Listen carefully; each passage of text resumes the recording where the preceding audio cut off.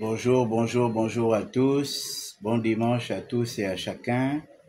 Bon dimanche à toutes ces personnes qui sont parties à l'église. Hein? Priez pour nous, nous qui sommes restés à la maison. Et nous sommes de tout cœur avec vous. Hein? Voilà, nous sommes de tout cœur avec vous. Mesdames et messieurs, ce matin, j'ai décidé de faire ce live. Parce que je comprends pas. Je comprends pas l'attitude de Jonas Moulenda. Je comprends pas le comportement, excusez-moi, je comprends pas le comportement de ce soi-disant activiste. Parce que nous avons fait de l'activisme. Et nous avons fait cet activisme sur le territoire national. Oh, ma sœur Angèle, comment tu vas? J'espère que tu vas bien. J'espère que tu vas bien. Angèle Epouta, une grande styliste, modéliste. Oui. Il faut que les grandes personnes, les grandes dames de ce pays, te contactent. Parce que je sais que tu es très fort, tu es une modéliste reconnue internationalement. Ok. Donc, vraiment, je comprends pas. Nous tous, nous avons fait de l'activisme.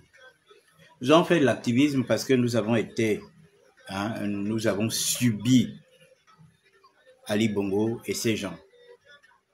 Qui dit Ali Bongo dit Sylvia Bongo. Parce qu'en 2009, quand Ali Bongo a fait tuer les gens pour accéder au pouvoir, Sylvia était à ses côtés. Elle était bien contente d'aller à la présidence comme première dame. En 2016, quand il s'est agi des massacres du QG, Sylvia était bien à côté de ce monsieur. Et on a vu comment elle était assise en tant que première dame. Elle a accompagné ce monsieur dans tout ce qui était machiavélique vis-à-vis du peuple gabonais. Et quand ce monsieur tombe malade, nous tous on savait que leur mariage battait de l'aile, même si on ne parlait pas de ça parce que ça ne nous intéressait pas. Et cette dame était déjà allée s'installer à Londres. Elle venait ici juste pour venir faire le show, venir faire le spectacle, pour qu'on dise que oui, c'est sa femme, c'est machin, la première dame. Mais elle s'était rabattue à Londres. Elle s'était rabattue à Londres. Elle revient, c'est quand son mari tombe malade. Elle revient pourquoi? Elle revient pour des questions matérielles.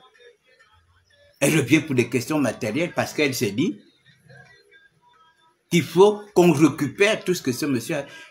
Le journal Forbes, qui est un journal américain, avait dit qu'Ali Bongo était le deuxième chef d'État le plus riche d'Afrique, après le roi du Maroc. Ali Bongo était. Et Sylvia le sait, qu'Ali Bongo était le deuxième chef d'État le plus riche d'Afrique, après le roi du Maroc. Sylvia Bongo le sait. Hein?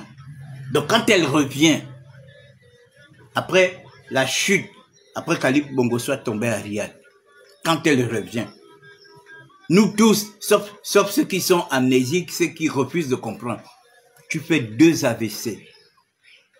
Tu as pratiquement une grande partie de ta mémoire qui est effacée. On sait ça. On a des parents qui sont médecins, on a des parents qui sont neurologues. Et on a discuté avec des gens. Ali Bongo ayant fait 2 AVC. Sa mémoire avait été effacée au moins à 80%. Quand elle arrive à côté de lui, elle vient faire quoi? La comédie? Regardez le retour d'Ali Bongo à Libreville. Est-ce qu'on avait besoin de faire ça? Faire venir des groupes d'animation, faire venir des gens à l'aéroport, faire un défilé, comme pour narguer qui? Pour narguer Dieu, parce que il n'a pas compris, enfin, pas ils n'ont pas compris la petite gifle que Dieu leur avait donnée. Pour qu'ils apprennent à être humbles vis-à-vis du peuple gabonais.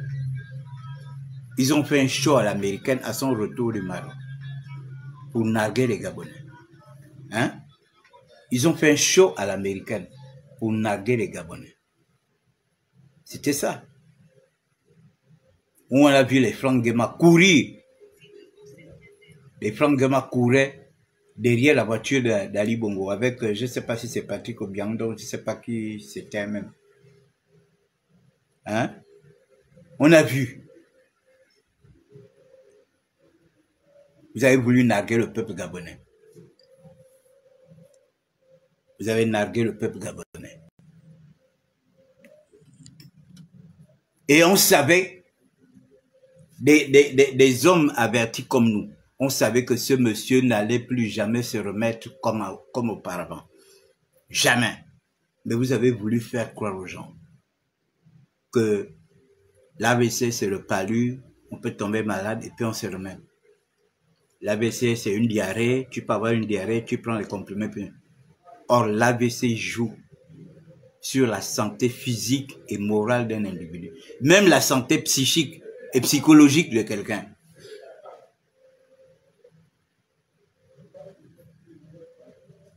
Et Sylvia Bongo a pris les règnes du pouvoir. Tout le monde le sait. Monsieur Jonas Moulenda, quand tu viens défendre cette femme aujourd'hui, parfois je suis là, je me dis, mais cet enfant a quel problème? Attends, tu penses qu'il y a des gens à qui on peut soutenir qui manquent sur cette terre? Ou bien toi tu es l'activiste des riches? Pendant qu'il y a des Gabonais qui souffrent à l'intérieur, même dans ton Mangdi natal, dans ton village natal, il y a des Gabonais qui souffrent là-bas. Mon frère, tu ne te bats pas pour les gens qui souffrent à l'intérieur du pays, qui souffrent dans les villages, qui n'ont parfois rien à manger, dont les éléphants détruisent les plantations. Tu préfères faire des lives parce que pour demander la libération de Sylvia Bongo et son fils. Et d'après les informations, Sylvia Bongo et son fils seraient sortis et qu'ils seraient en résidence surveillée. Mais mon frère, résidence surveillée, c'est la prison. Résidence surveillée, c'est pas... tu n'es pas libre de tes mouvements. Ne t'inquiète pas. Quand les gens sont en résidence surveillée, même le téléphone, vous n'en avez pas. Vous êtes surveillé.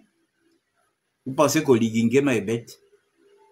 Il est bête de libérer cette femme-là. Avec tout ce que cette femme-là a amassé comme pognon, elle est capable de déstabiliser le Gabon. Avec tout ce que son fils a amassé comme pognon, ils sont capables de déstabiliser ce pays. En faisant venir des mercenaires payés à coups de milliards. On les enlève peut-être de prison pour qu'ils soient dans un endroit un peu confortable, comme là, une maison, peut-être un appartement de 2 chambres, 3 chambres, cuisine, salon, machin, c'est tout. Mais ce n'est pas une sortie dorée. Genre, vous allez la voir dans les rues, vous allez la voir aller regarder ses chantiers, ou bien aller faire les courses en boulot. Jamais. Je ne comprends pas cet individu. Il est toujours en train de défendre des gens qui ont fait du mal au peuple gabonais. Parfois, je me dis, mais son activisme, à quoi se résume son activisme?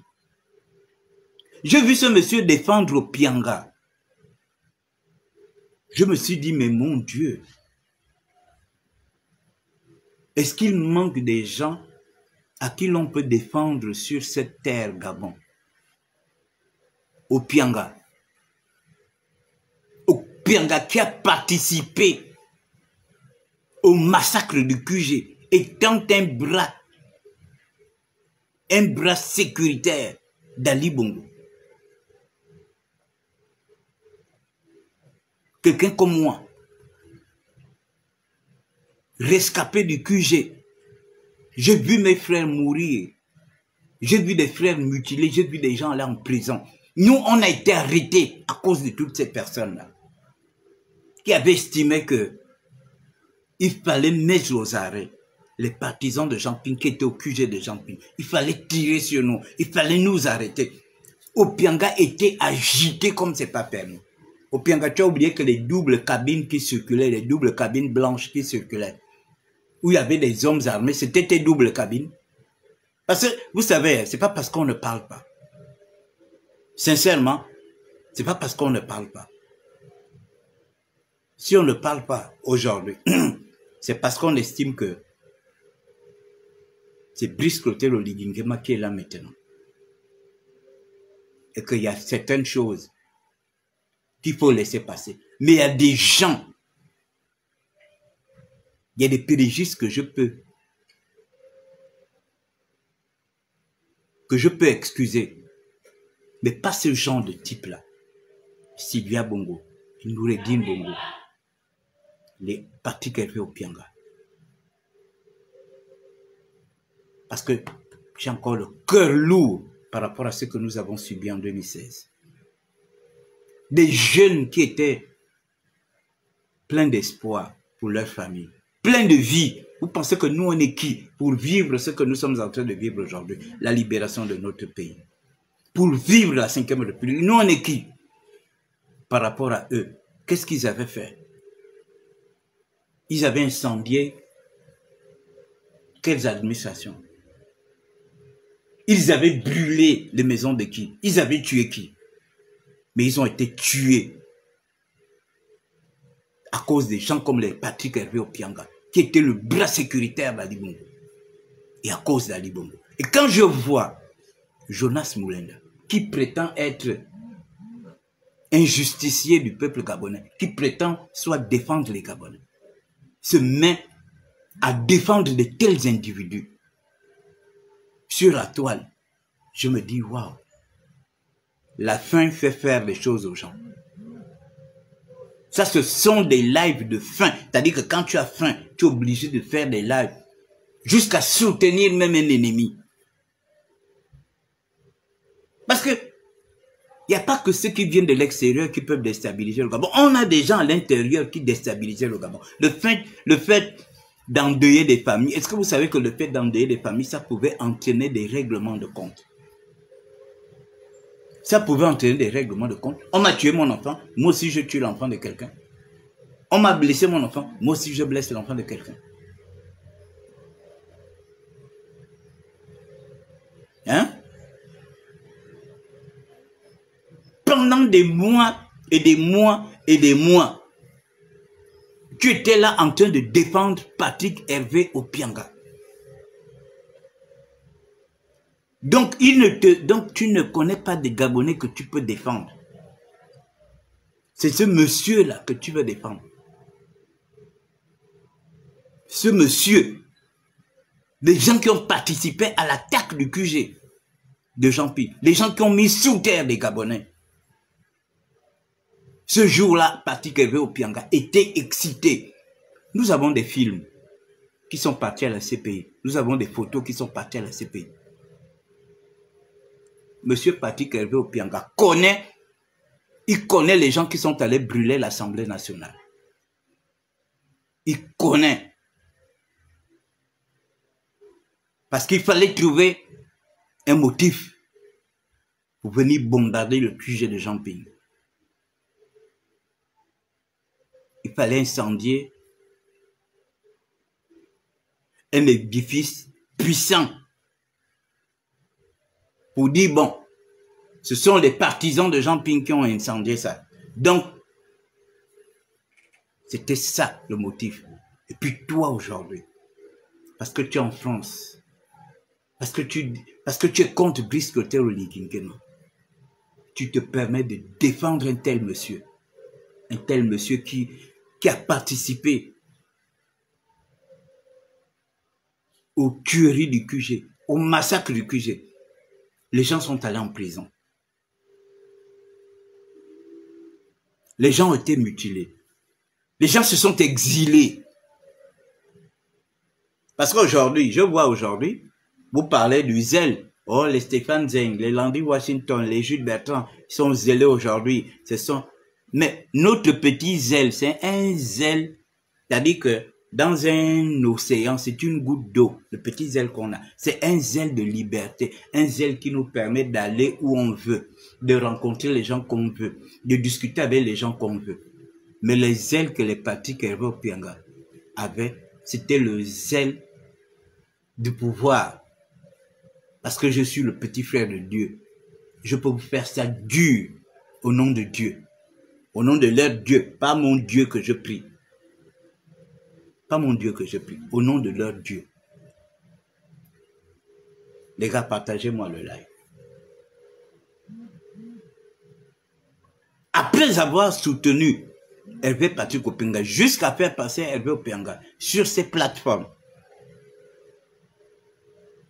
il était là, il dit, oh, il se bat pour la justice. Quelle justice? Quelle justice? Parce qu'on n'a pas tué ton père dans cette affaire-là. On n'a pas tué ta mère dans cette affaire. On n'a pas tué ton frère dans cette affaire. On n'a pas tué tes sœurs dans cette affaire. Toi-même, tu n'as pas risqué la mort dans cette affaire. Tu te permets, vous étiez en train de faire du bruit sur Patrick Hervé Openga. Quelqu'un comme ça qui a participé au massacre de QG à côté d'Ali Bongo. Ils sont même venus regarder les opérations, comment on était en train de tirer sur nous. On les a vus vers Abessemol. Nous, on était au 4e étage, couchés à plat de sang. Quand ils sont arrivés, qui se balade avec les cortèges ici au Gabon? Qui se baladait avec les cortèges? Ce jour-là, Ali Bongo avait un blouson rouge, un pantalon jaune, un jet jaune. Ils sont venus regarder comment on tirait sur nous. Et Patrick Hervé Openga était à côté de lui. Son homme de sécurité. Et puis tu te permets de venir soutenir un individu comme ça sur la toile.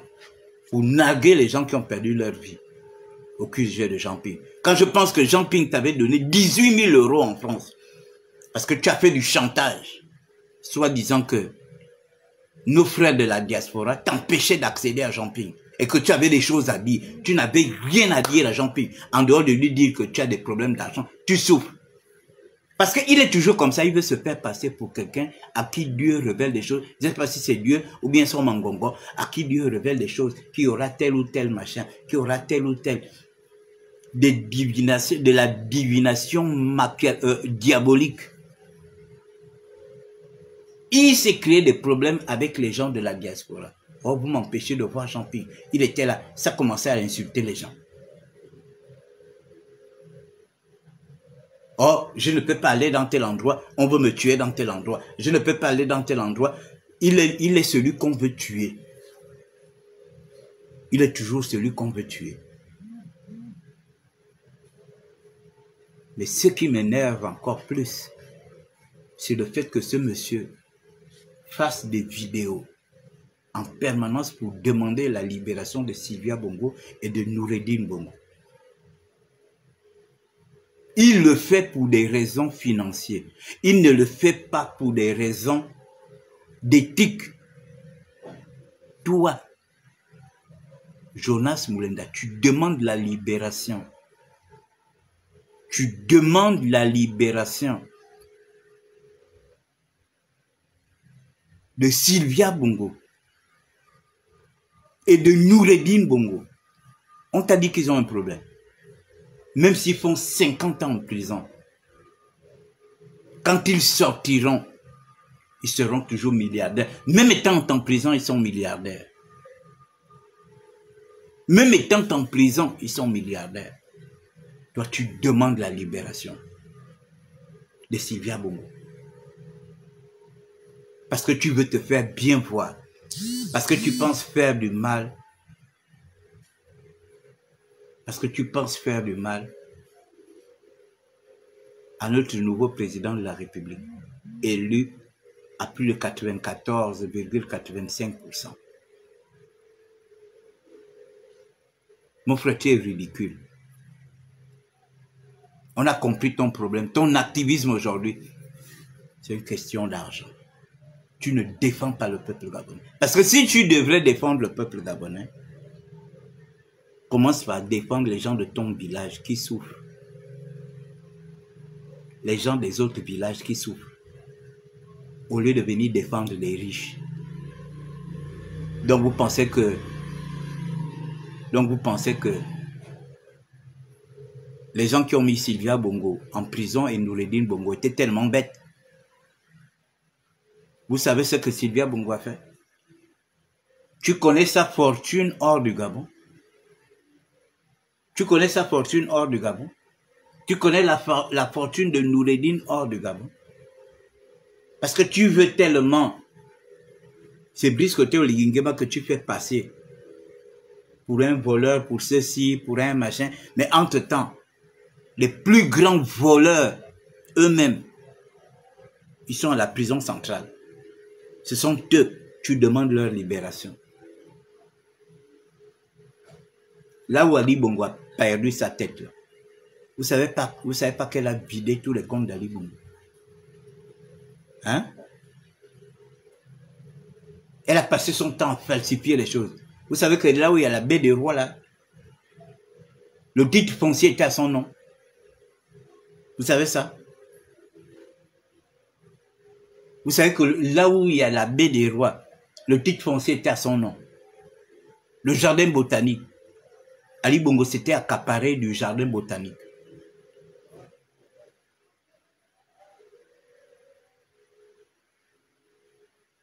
Maintenant, son fils, le jardin botanique appartenait maintenant à Noureddine. Ils ont passé leur temps à falsifier les documents parce que pour eux, Ali Bongo avait perdu la tête, c'était terminé. Et toi, tu viens faire des lives. Tu viens faire des lives d'enfumage. Oh bravo, Brice Côté Oligingema. Tu as libéré Sylvia et son fils. Tu as écouté mes vidéos. Tu es malade. On t'a dit qu'il a ton temps d'écouter tes vidéos parce que qu'est-ce que tu racontes? Qu'est-ce que tu racontes? Des gens qui ont fait du mal au Gabon, qui ont fait du mal aux Gabonais. Elle s'est accaparée de l'or du Gabon, du diamant du Gabon. Si vous allez perquisitionner chez elle à Londres, c'est une vraie caverne d'Ali Baba. Si vous allez perquisitionner là-bas. Tous les voyages qu'il faisait là. Que quelqu'un qui a fait 2 AVC, quelqu'un qui a fait 2 AVC ne peut pas voyager autant.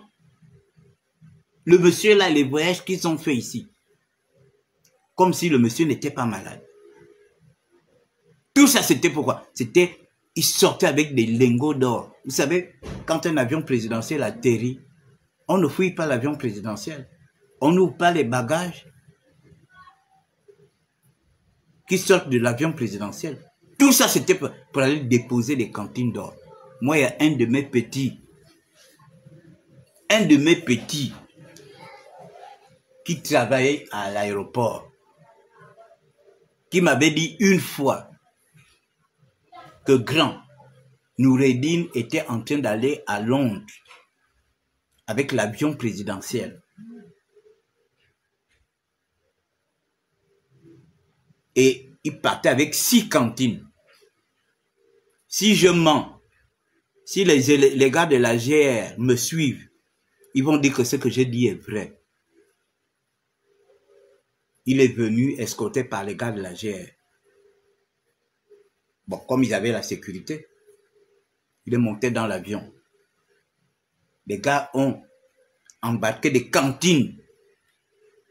6 soulevaient les cantines. Les cantines la pesaient. Et le gars, il travaillait à l'aéroport, ceux qui sont sur la piste et tout ça là. Le gars dit, je ne sais pas ce que les gens la transportaient. Les cantines écrites, présidence de la République gabonaise. 6. Et ils étaient 6 pour soulever la cantine. Ils partent mettre dans l'avion. Ils ressortent encore. Ils viennent ramasser encore. Ils étaient nombreux. Ils n'étaient pas seulement 6. Et après, un montait dans l'avion, allait prendre l'argent. Je ne sais pas combien il leur donnait. Lui-même, il était assis dans l'avion comme un patron de la mafia. Maintenant, il était là, il leur donnait l'argent. Le gars m'a dit, ça là, ça ne peut être que des métaux précieux. Parce que même les cantines d'argent, on ne peut pas soulever, vous ne pouvez pas être 6 en train de soulever les cantines d'argent. Non, vous ne pouvez pas être 6 en train de soulever les cantines. Ça, c'était les métaux précieux qu'ils emmenaient à Londres.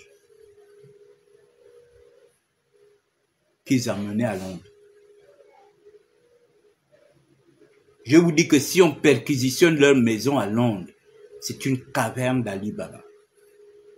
C'est le travail qu'ils ont fait durant les 5 ans qu'Ali Bongo était tombé à Riyad. C'était le business à outrance, le vol à outrance, le pillage à outrance, les changements de compte à outrance. Moi, je me rappelle, je faisais la nationale.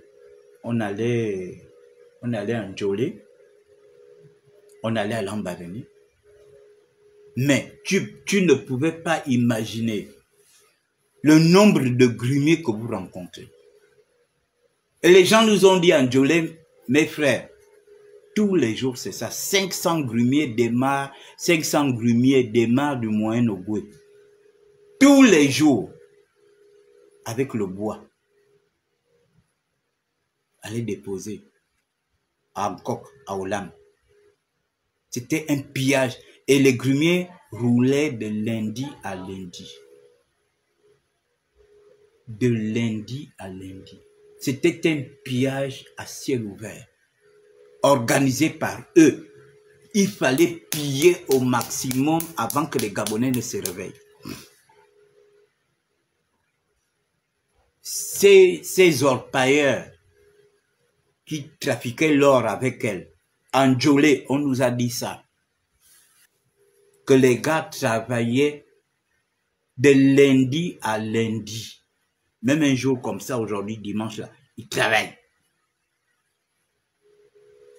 Ils avaient l'obligation de sortir chaque jour un lingot d'or. Un lingot d'or, c'est moins d'1 kilo. Vraiment, c'est en moins de quelques grammes d'1 kilo. Et à la bourse de Londres, un lingot d'or, c'est près de 90 000 euros. Donc imaginez, les gars sortaient tous les jours un lingot d'or, un lingot d'or, un lingot d'or. C'est-à-dire que l'or qu'ils orpaillaient, quand ils font fondre ça,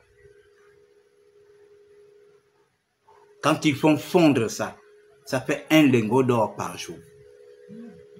Donc, dans un an, en un an, ça fait 365 lingots d'or. Si vous faites les calculs, les gars.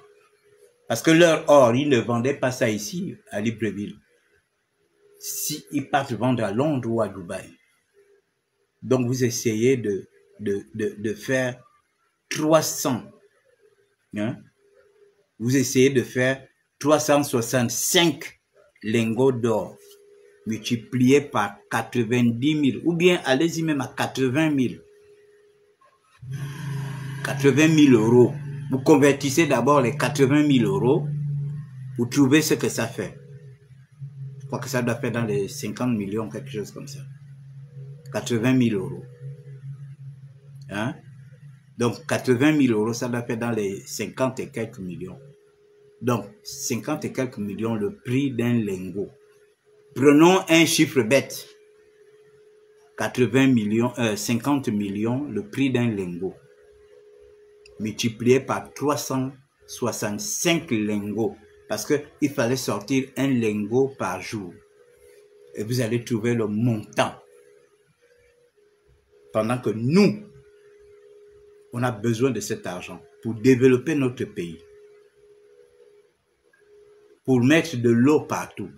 L'électricité partout. Madame Sylvia Bongo, elle partait vendre son or à Londres pour s'accumuler des richesses.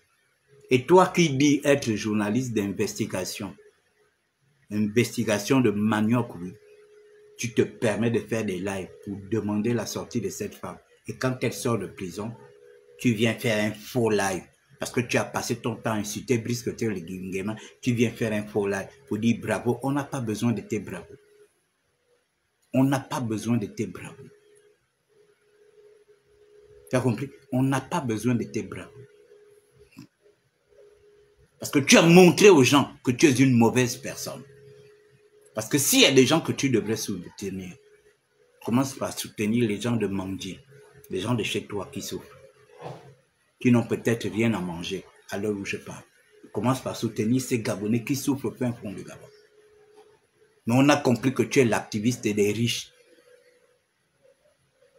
Quand tu es venu défendre un type comme Patrick Hervé Opianga, j'ai compris que tu étais l'activiste des riches. Et tu as continué à soutenir les Sylvia, à soutenir les Noureddine.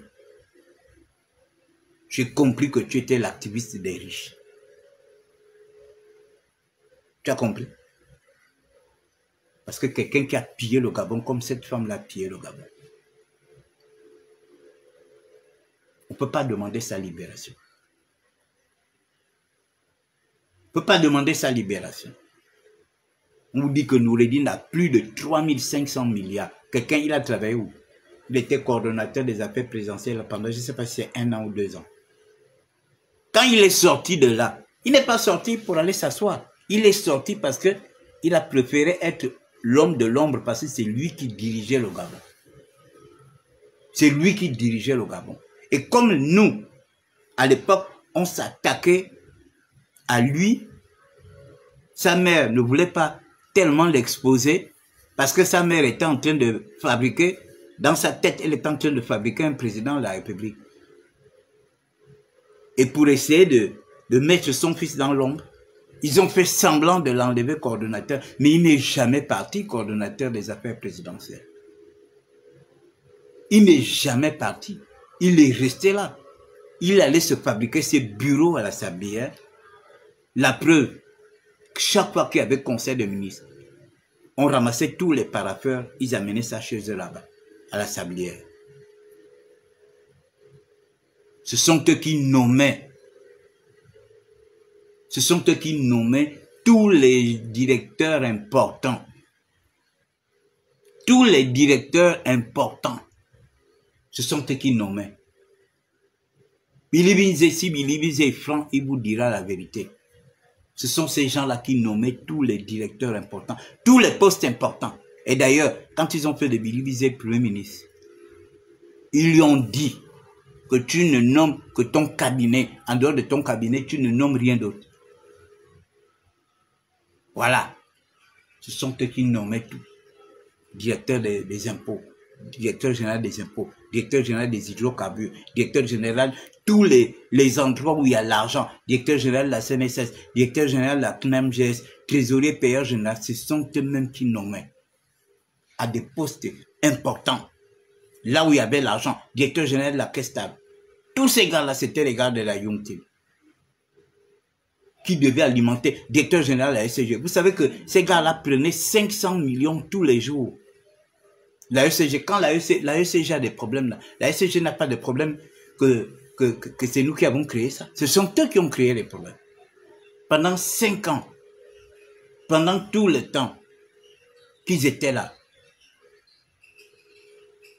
il fallait déposer des centaines de millions à la présidence pour eux, pour alimenter les fondations de Sylvia Bongo et autres. Vous avez bien vu Patrici, quand il a comparu, quand il a dit ça, on lui a tapé dessus, il ne fallait pas dire ça. Bon allez, tu ne vas plus en cellule là où tu étais, on te met maintenant avec les bandits, même si les bandits là te tuent. Pourquoi ils ont fait ça? Parce que Patrici avait sorti une vérité. Et pour vouloir punir Patrici, quand il est reparti en prison, on est allé le mettre dans la cellule où il y a des assassins, des fumeurs de chambre, des machins, pour que les gars en finissent avec lui, pour que les gars le matent. Et puis toi, Jonas Moulenda, tu viens faire un live pour soutenir des gens comme ça. Parce qu'il manque des gens à qui on peut soutenir au Gabon. On a des gens qui sont injustement incarcérés en prison. Tu ne demandes pas leur libération. On a des gens qui sont injustement mis en prison, parfois qui ont raison. On a des gens à qui on arrache des terrains ici. Les étrangers qui se sont naturalisés, enfin, eux-mêmes ils ont naturalisé les étrangers là, gabonais, pour qu'ils viennent nous arracher nos terres. Tu ne parles pas de ces choses-là. Hein? Mais tu préfères t'appuyer sur les histoires de Sylvia Bongo. Moi, même si ces gens-là mouraient en prison, je n'ai rien à foutre d'eux.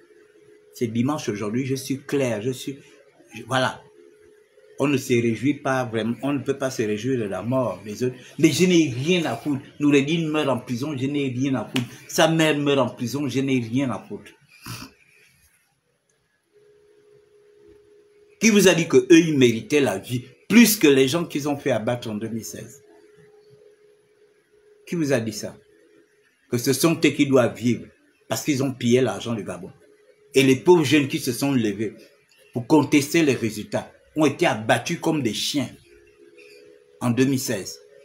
Et puis toi, qui connais à peu près cette histoire-là, même si tu n'étais pas au Gabon, mais au moins, tu as eu des informations sur ce qui s'est passé en 2016. Tu te permets de venir défendre cette femme-là, parce qu'on l'a mis en prison. Vous pensez que Brice pouvait mettre cette femme-là en prison juste parce que Ali Bongo lui-même qui était président de la République, on ne l'a pas mis en prison. Et puis si on prend sa femme, c'est qu'elle est allée trop loin. Écoutez les chefs d'accusation. Écoutez les chefs d'accusation. Les falsifications de signatures et tout ça, c'est pourquoi? C'est pour récupérer de l'argent. Aller prendre de l'argent à gauche, à droite. Hein? Parce qu'on ne vous raconte pas tout ce que cette femme l'a fait. Allez-y discuter avec les avocats de l'État gabonais. Allez-y discuter avec eux. Vous saurez que ce sont des dangereux. Hein? Vous saurez que ce sont des dangereux. Noureddin, c'est l'enfant le plus dangereux du Gabon. Sa mère, c'était la femme la plus dangereuse du Gabon. Parce que prendre autant d'argent, ça a amassé autant de richesses. Vous savez que l'huile de Moabi, notre huile de Moabi, l'huile de Moabi que nos mamans font là, que les femmes utilisent pour les crèmes, pour les cheveux, pour la peau. Vous savez qu'elle avait signé des contrats avec des firmes internationales. C'est elle qui leur vendait l'huile de Moabi. Elle a empêché, elle a tout fait. Au lieu même d'organiser les femmes comment on appelle ça, en coopérative. Au lieu d'organiser les femmes en coopérative. Excusez-moi.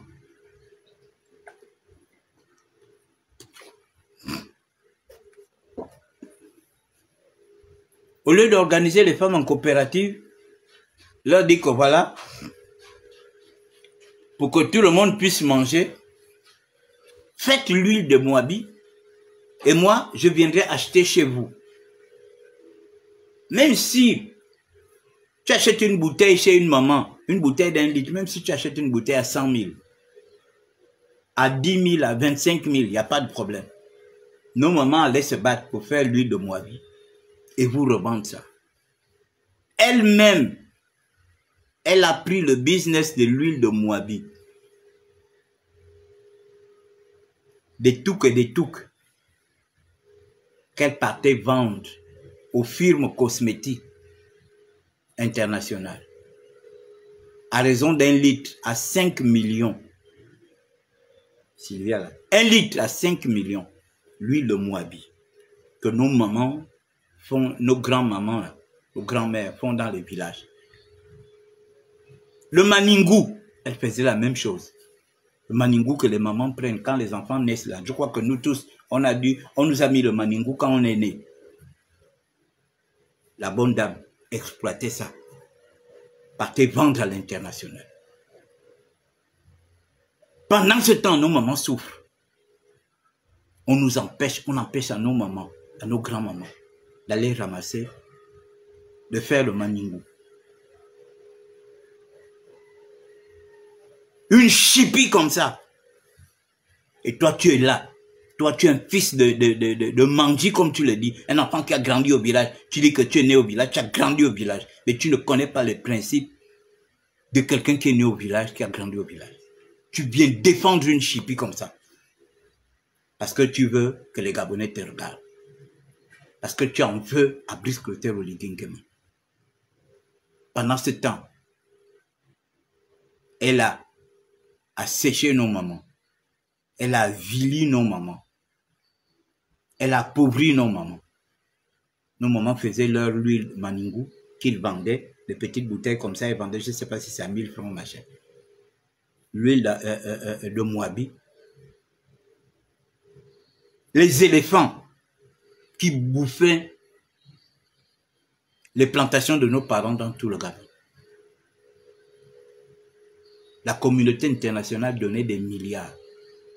Dans l'année, ils pouvaient donner 15 milliards, 10 milliards. Et ils prenaient cet argent-là pour eux, avec les Lee White. Pendant 5 ans, les 5 ans qu'Ali Bongo avait perdu sa tête là, ils se sont enrichis.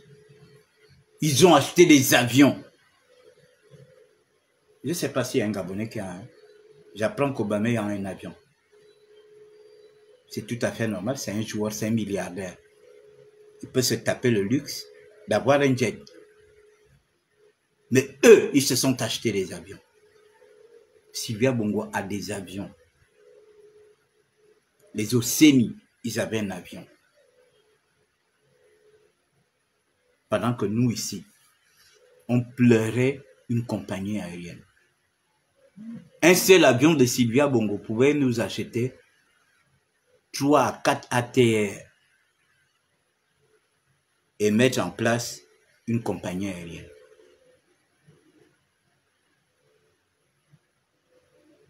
Et toi, Jonas Mulenda, tu te dis justicier. Oh, tu défends l'état de droit. Oh, machin, tu défends la justice. Tu te permets de venir soutenir Sylvia Bongo. De demander à ce qu'elle sorte de prison. Dire, venir parler de Brice Clotaire, venir parler de sens de lui. Oh, il faut être humain. Des lives uniquement parce que tu te cherches de l'argent.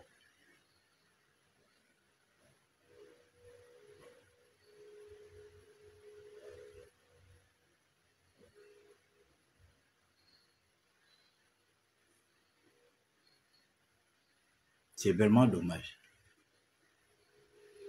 Tu vas un peu à l'église. Ondoyan. Il faut amener ton père à l'église. Hein? Ton père chez qui tu habites là. Tu ne travailles pas, tu ne fous rien. Hein? Tu amènes ton père à l'église. Vous partez prier pour qu'il te trouve le travail. Moi, je suis en train de parler des vraies choses. Si ça ne t'intéresse pas, tu fous le camp. Maintenant, si tu continues de faire le bruit, je te bloque sur ma page. Ma page, je ne suis pas là pour accueillir les rigolos. C'est quand on parle de vraies choses. Si Sylvia Bongo, c'est ta tante, elle n'est pas ma tante. Si Noureddin Bongo, c'est ton frère, il n'est pas mon frère. Tu as compris. En 2016, j'ai perdu des gens de valeur que je connaissais. C'est Noureddin Bongo qui mérite la vie. Il mérite la vie pour quelle raison? Et ceux qui sont morts en 2016, ce sont eux qui méritaient la mort. Et c'est Noureddin qui méritait de vivre. Hein? Ou bien c'est Sylvia qui méritait de vivre. Et ceux qui sont morts en 2016. Donc quand je parle des choses sérieuses, je n'ai pas besoin de plaisantins comme vous. Parce qu'après, je vais être dur. Tu as compris? Tu me suis, si tu n'as rien à faire, tu dégages de mon live. Je suis en train de parler des choses sérieuses. Tu as compris?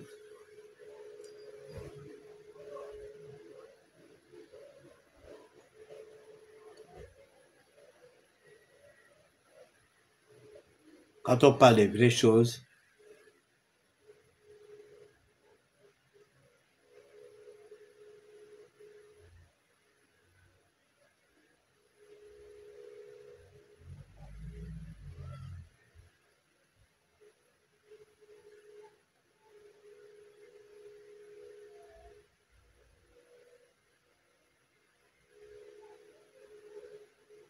on est en train de parler des vraies choses.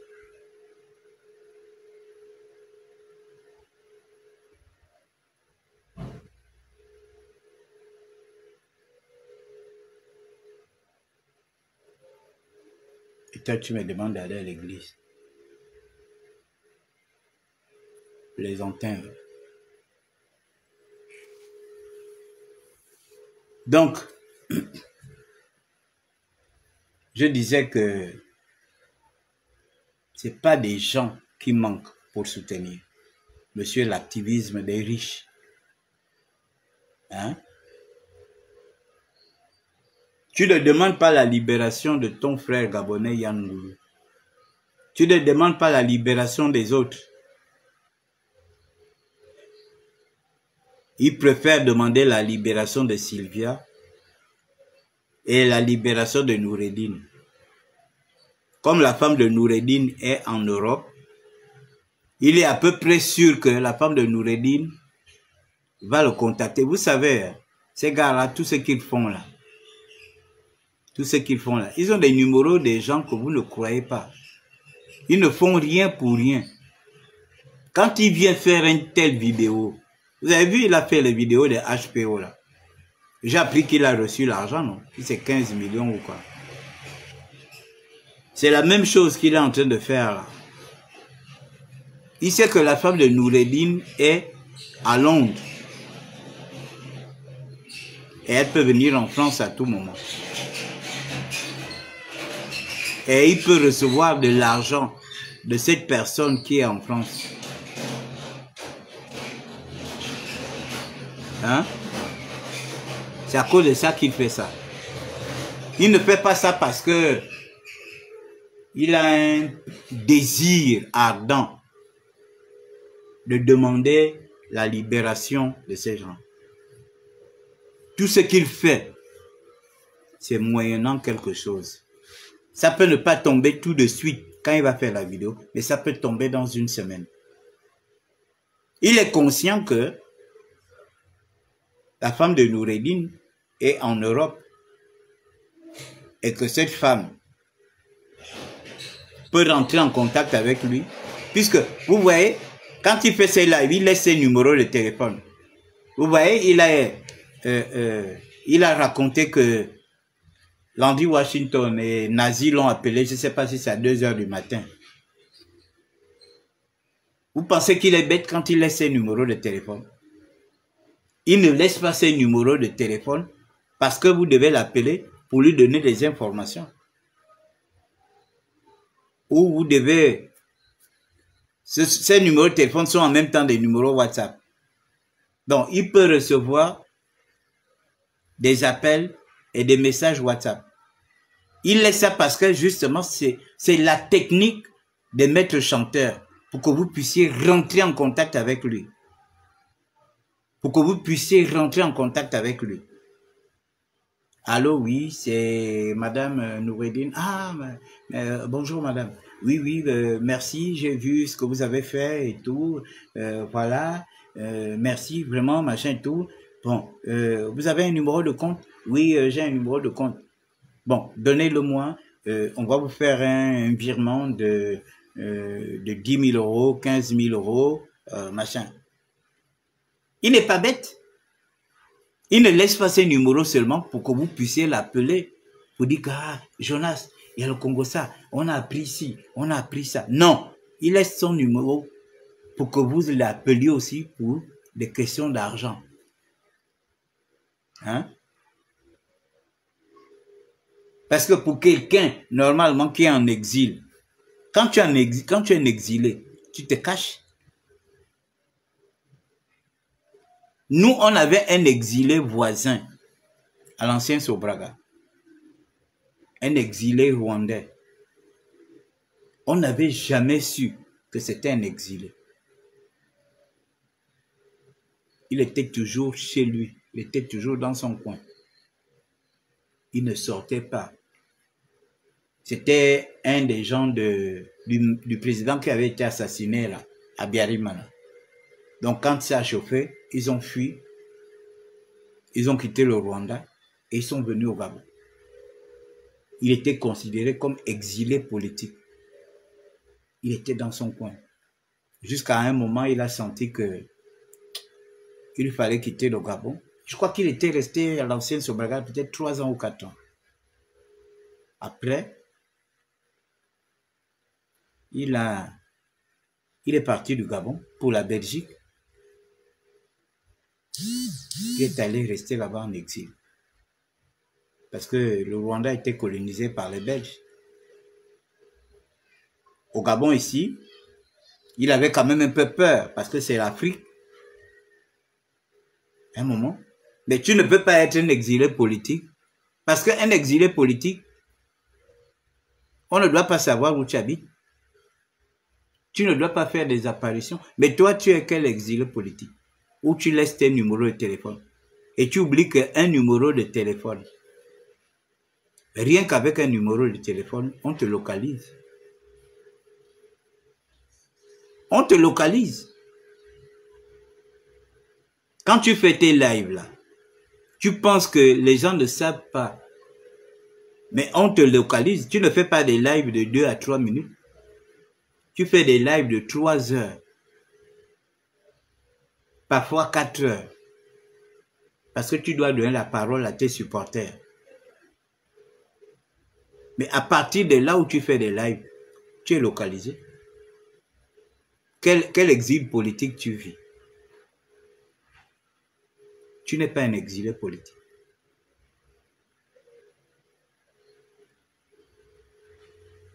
Aujourd'hui, nous avons l'informatique qui est très avancée. L'informatique est très avancée. À partir de ton téléphone, on te localise. À partir de ton ordinateur, on te localise. Pour que quelqu'un soit soi-disant en exil. On dit, pour vivre longtemps, il faut vivre caché. Malheureusement,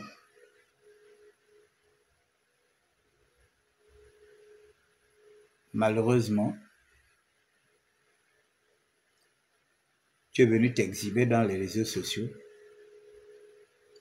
pour défendre les gens comme les Basilvia. Parce que justement, tu t'attends à recevoir de l'argent. Voilà le travail que tu es parti faire en exil. Le travail que tu es parti faire en exil. C'est ça. Défendre les riches. Pour s'attendre aux monnaies.